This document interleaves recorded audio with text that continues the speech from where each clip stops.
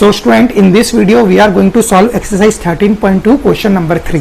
अब देखो question number 3 क्या लिखा हुआ है. Rahman is making a wheel using spokes.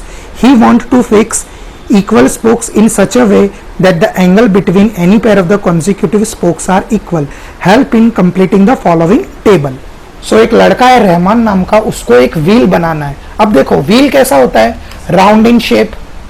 This is the wheel, और वो व्हील किसके हेल्प से बनाना चाहता है, स्पोक्स. स्पोक्स मींस उसमें देखो कितने ऐसे एंगल्स, कितनी ऐसी लाइंस बन रही है. व्हील इसी तरीके का होता है. अशोक चक्र में भी हमारे स्पोक्स होते हैं, तो बस उसी तरीके से. ठीक है, तो आपको इसमें एक ही चीज याद रखनी है कि एक फुल सर्कल, मतलब एक पूरा सर्कल कितना एंगल बनाता है, 360. ठीक है, तो देखो नंबर ऑफ स्पोक्स कितने, 4. तो हमारा एंगल कितना बन रहा है, 90. कैसे आया, 360 टोटल एंगल है हमारा, डिवाइड नंबर ऑफ स्पोक्स, तो कितना था 4. तो 360 डिवाइड 4, तो कितना आया, 90 डिग्री. ठीक है, ये समझ आया 90 कैसे आया. फिर देखो नंबर ऑफ स्पोक्स कितने, 6. तो एंगल कितना हो रहा है, 60. तो ये कैसे आया, 360 divide number of spokes that is 6. तो ये आ जाएगा 60. ठीक है, सो फर्स्ट पार्ट में हमको इसी तरीके से पूरा टेबल फिलअप करना है. तो देखो थर्ड पार्ट देखो, 8 नंबर ऑफ स्पोक्स कितने, 8. तो एंगल कितना आ जाएगा, 360 अपॉन 8. तो कितना हो जाएगा, 8 1 जा 8, 45 जा. सो एंगल कितना आ गया, 45 डिग्री. दैट मीन्स अगर रहमान 8 स्पोक्स यूज करेगा व्हील में, तो angle between the pair of consecutive spokes, वो एंगल कितना क्रिएट हो जाएगा, 45 डिग्री का. ठीक है, बस कुछ नहीं करना, 360 को नंबर ऑफ स्पोक्स से डिवाइड कर देना, आपका आंसर आ जाएगा. एग्जाम में कितने भी स्पोक्स दिए हो, बस आपको इतना याद रखना है कि सर्कल का फुल एंगल कितना होता है, 360.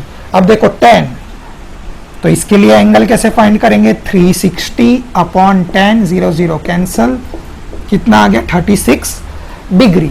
तो यहां पे कितना आ जाएगा, 36 डिग्री.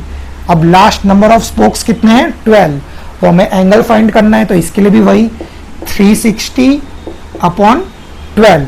तो कितना आ जाएगा, 12 1 जा 12, 30 जा, दैट इज 30 डिग्री. तो एंगल कितना क्रिएट हो रहा है, 30 डिग्री का. ठीक है, तो फर्स्ट पार्ट में हमारा ये पूरा टेबल फिलअप हो चुका है. अब देखो इसके 3 पार्ट्स हमें दिए हुए हैं, जिसमें first part, are the number of the spokes and the angle formed between the pair of the consecutive spokes in inverse proportion. हमें हमें बताना है कि ये इनवर्स प्रोपोर्शन है या नहीं है. तो कैसे पता चलेगा इनवर्स प्रोपोर्शन. इनवर्स प्रोपोर्शन के लिए आपको एक ही क्राइटेरिया याद रखना है, अगर x इंक्रीज तो y मस्ट बी डिक्रीज, और अगर x डिक्रीज तो y मस्ट बी इंक्रीज. तो ऐसा यहां पे हो रहा है क्या, देखो ये है x, इसको ले लो आप x, नंबर ऑफ स्पोक्स को ले लो x, एंगल को ले लो y. तो देखो ये इंक्रीज हो रहा है, 4 से 6, 6 से 8, 8 से 10, 10 से 12, मतलब x इंक्रीज. तो ये जो y है वो डिक्रीज होना चाहिए. तो देखो हाँ डिक्रीज हो रहा है, 90 से 60, 60 से 45, 45 से 30, 30 से 60.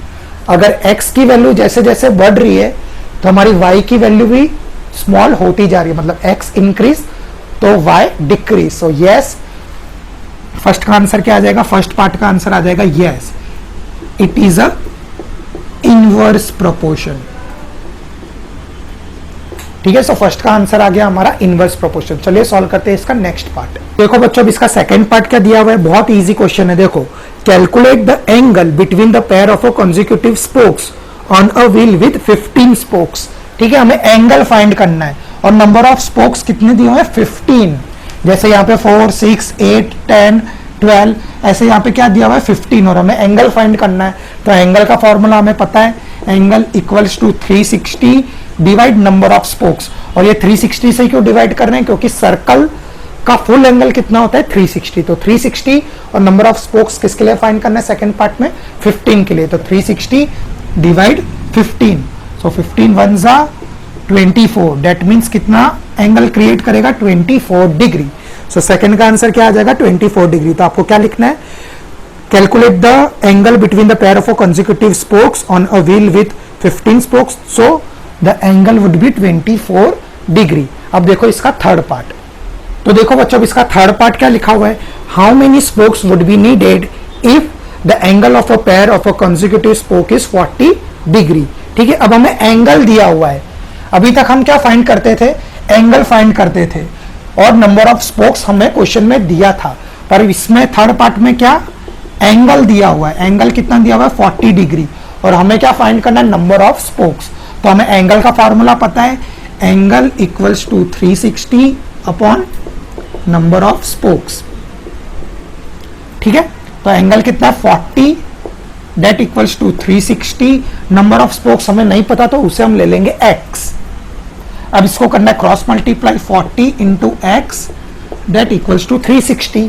ठीक है, बस कुछ नहीं है, 40 किस में मल्टीप्लीकेशन में, तो किस में चेंज हो जाएगा, डिवीजन में, तो x equals to 360 upon 40, 0 0 cancel, 4 1 जा 4 9 जा, सो x इक्वल्स टू 9, और x क्या था हमारा, नंबर ऑफ स्पोक्स, तो नंबर ऑफ स्पोक्स क्या आ जाएगा 9 स्पोक्स।